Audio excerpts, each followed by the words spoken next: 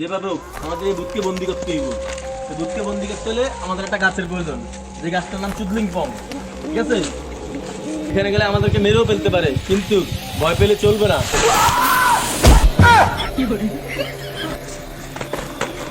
বাবাটা কি হলো? দেখলাম, তোমার পরীক্ষা করলাম, ভয় পেলে চলবে না। আমরা গাছের খুব কাছাকাছি আয় পড়ছি। কি করে?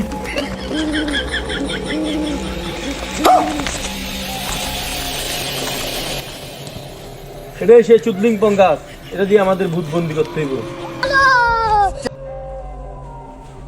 এই ভূত, তুই এখানে থাকলে সংকেত দে। খবরদার বাবা, থাপ্পড়ের কথা কেন না। আগের বার থাপ্পড়ের কথা মনে নাই? এই বেটা, আমি মাত্র শিখাইছি, আমার মতো কিছু কথা হতো না। ও তাইলে সমস্যা নাই, তাইলে সংকেত দিতে পারো। এই ভূত, তুই আশেপাশে থাকলে সংকেত দে। কি ব্যাপার বাবা, আপনারা বলেন ভূতে থাপ্পড় দিতে পারতো না? আমি তো কইতে আমার দিতে না, তোর তো দিবই। এই ভূত, তুই যদি সাহস থাকে তুই সামনে খাড়া।